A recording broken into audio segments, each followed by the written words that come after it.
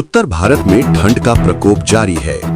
दिल्ली, राजस्थान, पंजाब और हरियाणा में सुबह घना कोहरा छाया रहा।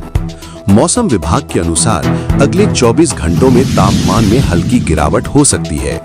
पहाड़ी राज्यों में बर्फबारी से जनजीवन प्रभावित हुआ है। बढ़ते हैं अगली खबर की तरफ। केंद्र सरकार ने आगामी बजट सत्र को लेकर तैयारियां तेज कर दी हैं। आज हुई बैठक में महंगाई, रोजगार और किसान कल्याण पर विशेष चर्चा हुई।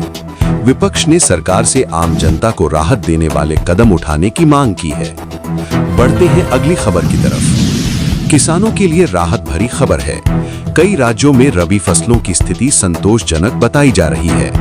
कृषि विभाग के अनुसार गेहूं, चना और सरसों की पैदावार बेहतर हो सकती है, जिससे किसानों की आय बढ़ने की उम्मीद है।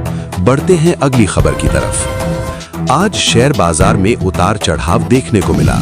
शुरुआती गिरावट के बाद बाजार संभल गया। आईटी और फार्मा सेक्टर में खरीदारी देखी गई, जबकि ऑटो सेक्टर में कमजोरी रही। विशेषज्ञ निवेशकों को सतर्क रहने की सलाह दे रहे हैं। बढ़ते हैं अगली खबर की तरफ। भारतीय टीम ने आगामी अंतर्राष्ट्रीय टूर्नामेंट की तैयारी तेज कर दी है। अभ्यास मैचों में युवा खिलाड़ियों ने शानदार प्रदर्शन किया। कोचिंग स्टाफ ने फिटनेस और रणनीति पर विशेष ध्यान दिया है, जिससे टीम का आत्मविश्वास बढ़ा है।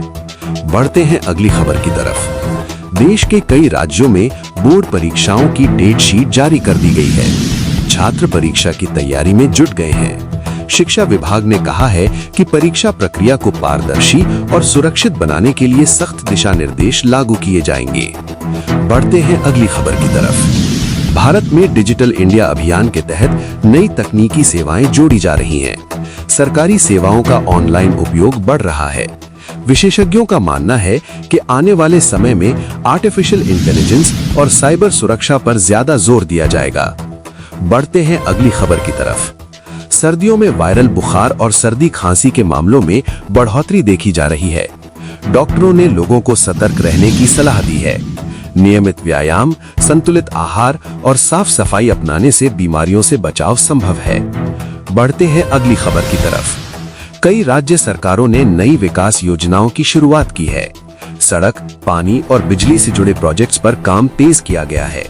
सरकारों का कहना है कि इन योजनाओं से ग्रामीण और शहरी दोनों क्षेत्रों में रोजगार बढ़ेगा। बढ़ते हैं अगली खबर की तरफ।